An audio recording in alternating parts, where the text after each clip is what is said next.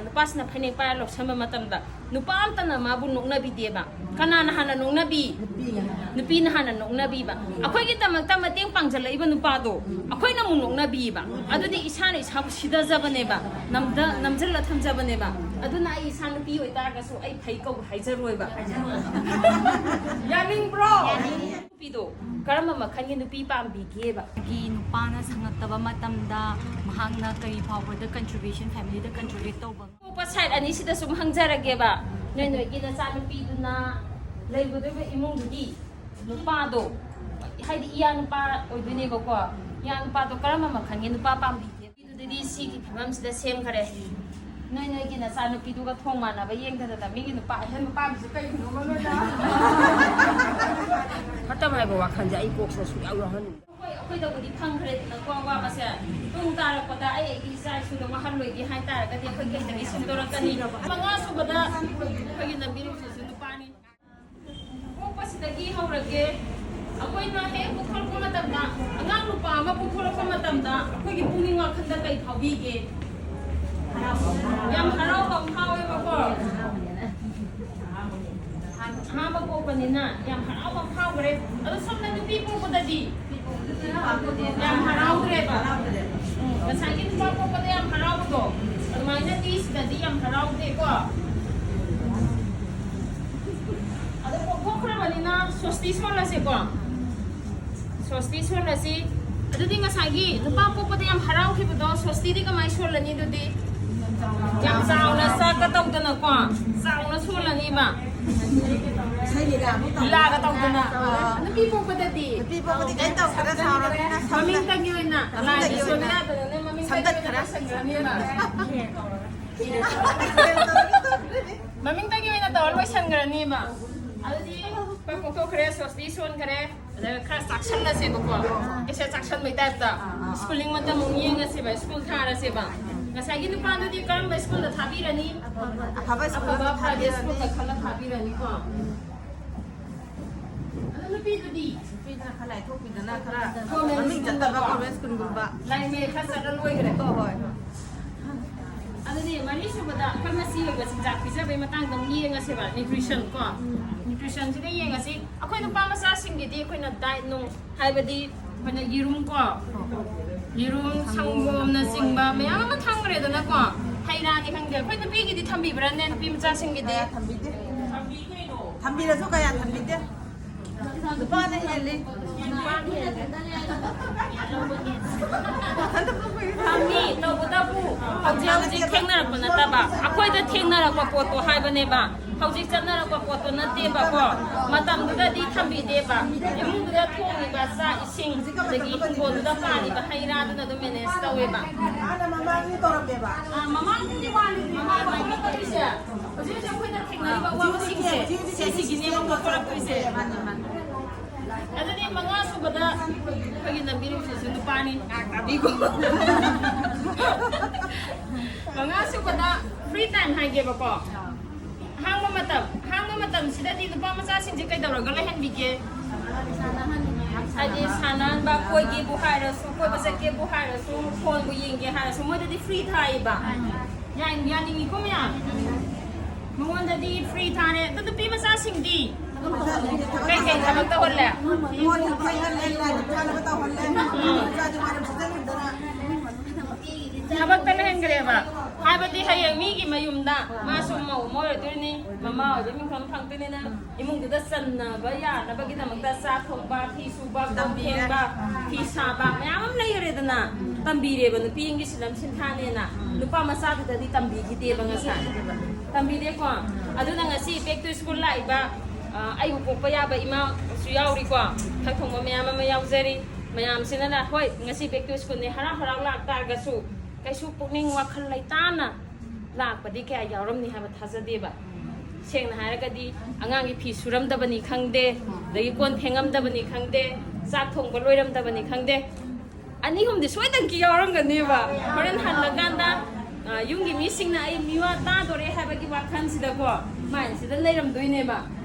adum khai yauram ga ni ko adu kari marang gi no kai dagi tholap no na sai gi hawla ko matang da khoina 누가 아무리 이기 못하면 또 사이나 가져가 시비기듯이 시비기듯이. 시대기네가 야닝으로 아들 나한테 왜 그만해 심도락하니 세기 사닝 사나비세 그는 와외게 어코이더부디 팡그레드나 과와가서 뚱 따라거다 아예 이 사이수도 마할로이기 하이따라가디 어코이더기 심도락하니 아이다기 하우라가 아이기 빅리바 안강 마사싱도 아두다기 하우나 셈토pa tare 아이 호지 셈토pa 야에나 요 호렌 юм다 할라가 아이기 부로이바 이넴포이넴쿠다디 tawirunu ko adumai tawrodi seledo ka puncai wai puncai sa kes nunglang na ni ko ai hai gi de ko ai gi nupa adagi ai gi inem ikuda semto on haijate ko aduni pare siluina tawrabadina hojikti nupa ma nupi ni sigi yam tuba tangkal ma lai tangkase ma sigi kano hadu ba yadraba adi kan ba yadraba ma lai kai goirani tu dia khong ma tamna ni ba nupa sidana kaina thibirani ko suga nupi sidana boring duini adudi akum thokna bodi lai ado som sakki sidi adum lai ro horen just laira seba aduga sigi khayam basina nupa popone na lawrage ba imung se ko adaga somnga kai sina nupi popone na lawjarage ba hadi ani se nupi popone lawrage ko matai ani se duga mayagi sina nupa popone lawrage aina mathang thang question ha pada hadi nupi popoda hangba kan nupa popa kan duna khunjan birakano ba dede haujarage ba ko nupa popa imung da gyan haujarage akhoi khoi gi isa nupa do adudugi lakadoriba mau imau nupido karama makhangi nupi pambi geba understanding leipa adune adaga hadi amatang khasana jum boy la haiba habiune ing tapa mung manunggi understanding le natin na ya ba adu ha ya dum hayo adu mo pam jay ai di ai gi mo ta haidi nupi fazana health and sanitation fazana khamba adagi education gi at least magi nupana sangataba matamda mahangna kari power contribution family the contribute to bangamba adagi then family bonding se nupi khatang hangna adjust tong ni haibagi na delay te tabadabo hana lairame ba family to the sumo the adjust to bi ba mi sunom na lai banina aduduna adugo mo pa ai ahaba na sa pa me na kadoriba mau do di lerami ba halaman singdo magi su hekpu pamama pa ni khandi ngamba minung chi chaw bi kwa minung manung koi ba haibi lai le so haibi adugumba phaba haja to ga loi pam gre ko yaninga bo mya adudi nupi po pa side ani sida sum hangjarage ba noi gi da sa nupi duna leibudu be imung gi nupa do haidi iya nupa oidune ba ko ya nupa do karama makhangi nupa pam bi ge ba sanu sa ja da ba ko nai la su dum haiba adagi nupi angang da haibati adum understanding lai na ko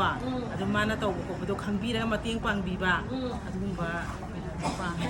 mo so ka ba ja to ga loi pam ne ba first kai no masa mau phaba ni sa sa da ba sina phaidagi maru ne ba isa pharagadi loina punamag yaba po ne ba masa mau phaba suning nomning ba adagi laila so dum haiba ko hadi nupi bu thawang na khanbi ba magi mama mapa ta natana nupi du gi mama mapa tu su magi mama mapa gumna loina banga ma minu si sa ba dum apa ba sa tu gelo pa mure ba hare pa mo ya re ba ko adoi ta ge nupa bu bu dum haujera ge ba aina kasai gi apa ba sa tu gelo pa mure kasai gi sa nupi bu por ko matam da di asigi tibam sida sem kare ko sem khra bani na loina kasai gi pam ni ba sa nupa do gila kaduri imau do apha haba sa to kai loi pa me ba noina pam li ba gul sing di yaura gadra yaura karai da gila tori ba nupi apha bano karai da gi masa mau pharakani nutrition gi matang da sunil sa khare ko lai lai so hen hai ga da matang so khoina mai khar chala loi re na government school da thabi gare ba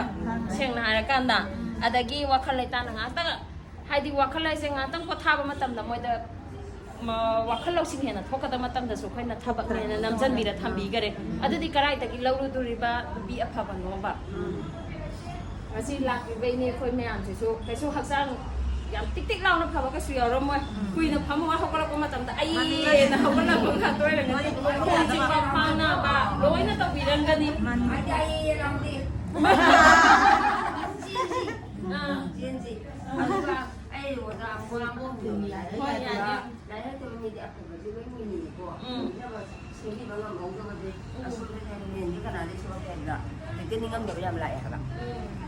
ꯑꯗꯨꯅ ꯍꯧꯖꯤꯛ ꯇꯨꯡꯗ ꯂꯥꯛꯏꯕ ꯃꯤꯁꯤꯡꯗꯤ ꯑꯐꯕ ꯑꯣꯏꯍꯟꯅꯤꯡꯉꯦ ꯐꯠꯇꯕ ꯍꯥꯏꯕ ꯋꯥꯈꯜꯁꯦ ꯑꯩ ꯀꯣꯛꯁꯤꯗ ꯁꯨꯡꯌꯥꯎ ꯌꯥꯎꯍꯟꯅꯤꯡꯗ꯭ꯔꯦ ꯏꯆꯥꯗꯁꯨ ꯑꯐꯕ ꯇꯝꯅꯤꯡꯉꯤ ꯑꯗꯨꯅꯦ ꯃꯃꯥꯡꯗ ꯑꯩꯈꯣꯏꯅ ꯋꯥꯈ꯭ꯔꯒꯁꯨ ꯇꯨꯡ ꯇꯥꯔꯛꯄꯗ ꯋꯥꯗꯅꯕꯒꯤꯗꯃꯛꯇ ꯄꯨꯂꯞ ꯁꯦꯝꯗꯣꯛꯃꯤꯟꯅꯁꯤ ꯍꯥꯏꯕ ꯋꯥꯅꯦꯕ ꯑꯗꯒꯤ ꯅꯨꯄꯤ ꯄꯣꯛꯄ ꯏꯃꯨꯡꯁꯨꯅꯦꯕ ꯉꯁꯥꯏꯒꯤ ꯑꯩꯈꯣꯏꯅ ꯏꯆꯥ ꯅꯨꯄꯤꯗꯨꯗꯗꯤ ꯁꯤꯒꯤ ꯐꯤꯕꯝꯁꯤꯗ ꯁꯦꯝꯈꯔꯦ ꯅꯣꯏꯒꯤ ꯅꯆꯥꯅꯨꯄꯤꯗꯨꯒ ꯊꯣꯡ ꯃꯥꯟꯅꯕ ꯌꯦꯡꯗꯅ ꯃꯤꯒꯤ ꯅꯨꯄꯥ ꯑꯍꯦꯟꯕ ꯄꯥꯝꯃꯤꯁꯦ ꯀꯩꯒꯤꯅꯣ ꯃꯃꯦꯅ ꯁꯤ ꯍꯪꯕ ꯌꯥꯕ ꯀꯣꯏꯁꯟꯅꯦꯕ ꯍꯥꯏꯗꯤ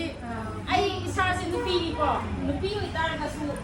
ꯑꯩ ꯅꯨꯄꯤ ꯐꯩ ꯀꯧꯕ ꯍꯥꯏꯖꯔꯣꯏꯕ ꯑꯩ ꯏꯁꯥꯗꯒꯤ ꯍꯧꯔꯒ ꯑꯩ ꯐꯠꯇꯦ ꯍꯥꯏꯅ ꯂꯧꯒꯅꯤꯕ ꯃꯔꯝ ꯂꯣꯏ ꯊꯣꯛꯂꯛꯀꯅꯤ ꯍꯥꯏꯕꯒꯤ ꯃꯔꯝꯗꯤ ꯑꯩꯈꯣꯏꯅ ꯀꯔꯤꯒꯨꯝꯕ ꯑꯃ ꯅꯨꯄꯥꯁꯤꯒ ꯅꯨꯄꯤꯁꯤꯒ ꯊꯣꯡ ꯃꯥꯟꯅꯅ ꯍꯤꯡꯃꯤꯟꯅꯕ ꯃꯇꯝꯗ ꯇꯥꯊꯣꯛ ꯇꯥꯁꯤꯟ ꯇꯧꯔꯒ ꯍꯤꯡꯃꯤꯟꯅꯕ ꯃꯇꯝꯗ ꯑꯃꯅ ꯑꯉꯝꯕ ꯃꯇꯦꯡ ꯄꯥꯡꯅꯕ ꯃꯇꯝꯗ ꯐꯤ ꯑꯃ ꯀꯩ ꯑꯃ ꯂꯧꯁꯟꯕ ꯃꯇꯝꯗ ꯅꯨꯄꯥꯁꯤꯅ ꯐꯅꯦꯛ ꯄꯥꯏꯔ ꯂꯧꯁꯟꯕ ꯃꯇꯝꯗ ꯅꯨꯄꯥ ꯑꯝꯇꯅ ꯃꯥꯕꯨ ꯅꯣꯛꯅꯕꯤꯗꯦꯕ ꯀꯅꯥꯅ ꯍꯥꯟꯅ ꯅꯣꯛꯅꯕꯤ ꯅꯨꯄꯤꯅ ꯍꯥꯟꯅ ꯅꯣꯛꯅꯕꯤꯕ ꯑꯩꯈꯣꯏꯒꯤꯗꯃꯛꯇ ꯃꯇꯦꯡ ꯄꯥꯡꯖꯜꯂꯛꯏꯕ ꯅꯨꯄꯥꯗꯣ ꯑꯩꯈꯣꯏꯅ ꯑꯃꯨꯛ ꯅꯣꯛꯅꯕꯤꯕ ꯑꯗꯨꯗꯤ ꯏꯁꯥꯅ ꯏꯁꯥꯕꯨ ꯁꯤꯗꯖꯕꯅꯦꯕ ꯅꯝꯖꯜꯂ ꯊꯝꯖꯕꯅꯦꯕ ꯑꯗꯨꯅ ꯑꯩ ꯏꯁꯥ ꯅꯨꯄꯤ ꯑꯣꯏꯇꯥꯔꯒꯁꯨ ꯑꯩ ꯐꯩ ꯀꯧꯕ ꯍꯥꯏꯖꯔꯣꯏꯕ ꯌꯥꯅꯤꯡꯕ꯭ꯔꯣ ꯃꯌꯥꯝꯒꯤ ꯃꯣꯠꯁꯨ ꯑꯗꯨꯝ ꯐꯣꯡꯗꯣꯛꯄꯤꯔꯛꯑꯣꯕ ꯑꯩ ꯈꯛꯇ ꯁꯨꯝ ꯉꯥꯡꯉꯒ ꯊꯝꯃꯝꯒꯅꯣꯕ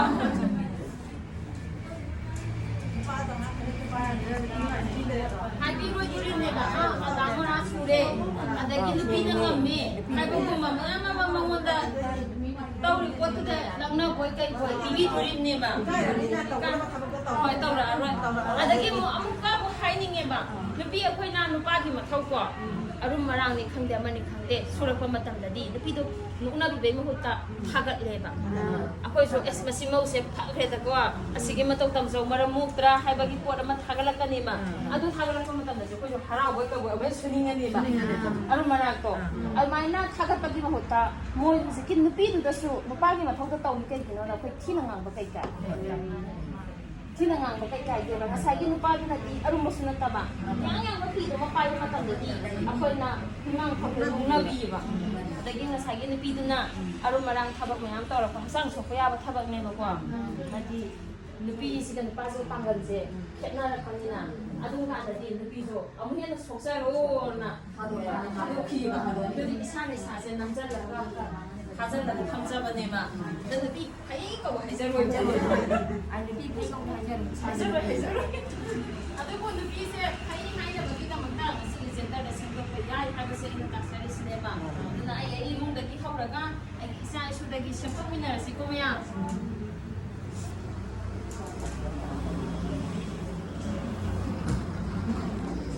ꯅꯪ ꯈꯪꯉꯕꯣ? ꯍꯥ? ꯈꯪꯍꯧꯔꯕꯣ? ꯈꯪꯍꯧꯔꯦ. ꯌꯥꯝ ꯅꯨꯡꯉꯥꯏꯇ꯭ꯔꯣ ꯇꯥꯕꯗꯨꯕ ꯑꯩꯅ ꯍꯥꯏꯕ ꯃꯇꯝꯗꯀꯣ ꯑꯩꯁꯨ ꯀꯔꯤꯁꯨ ꯈꯪꯖ ꯍꯩꯖꯕ ꯅꯠꯇꯦ ꯑꯩꯁꯨ ꯑꯩꯉꯣꯟꯗ ꯍꯩꯖꯕ ꯀꯩꯗꯣ ꯃꯌꯥꯝꯗ ꯁꯤꯌꯥꯔ ꯇꯧꯖꯧꯕꯗ ꯂꯥꯛꯆꯕꯅꯦ ꯑꯩꯅ ꯍꯥꯏꯕ ꯃꯇꯝꯗ ꯁꯤꯊꯅꯥꯟꯗꯕ ꯌꯥꯎꯔꯒꯁꯨ ꯑꯗꯒꯤ ꯏꯃꯥꯈꯣꯏ ꯏꯆꯦꯈꯣꯏ ꯏꯅꯦꯈꯣꯏ ꯃꯌꯥꯝꯅ ꯑꯗꯨꯝ ꯇꯥꯊꯣꯛ ꯇꯥꯁꯤꯟ ꯇꯧꯃꯤꯟꯅꯁꯦ ꯄꯨꯛꯅꯤꯡꯗ ꯂꯩꯕꯁꯤꯡꯗꯣ ꯈꯨꯝꯖꯤꯜꯂ ꯂꯩꯕꯩ ꯃꯍꯨꯠꯇ ꯍꯥꯏꯗꯣꯛꯅꯁꯦꯕ ꯀꯣꯏꯅꯗꯕꯤꯗ ꯍꯥꯏꯗꯣꯛꯅꯁꯦꯕ ꯑꯩꯁꯨ ꯑꯦꯁ ꯑꯩꯁꯤ ꯃꯦꯝꯕꯔ ꯑꯃꯅꯦꯕ ꯑꯩ ꯃꯃꯥꯡꯗꯁꯨ ꯍꯥꯏꯖꯈ꯭ꯔꯦꯗꯅ ꯀꯩꯝꯇ ꯀꯣꯏꯕ ꯀꯩꯀꯥ ꯊꯝꯃꯣꯏꯁꯦꯕ ꯑꯗꯨꯕꯨ ꯑꯩꯈꯣꯏꯅ ꯊꯥ ꯑꯃꯗ ꯍꯞꯇꯥ 4 ꯅꯠꯇ꯭ꯔꯒ 5 ꯂꯩ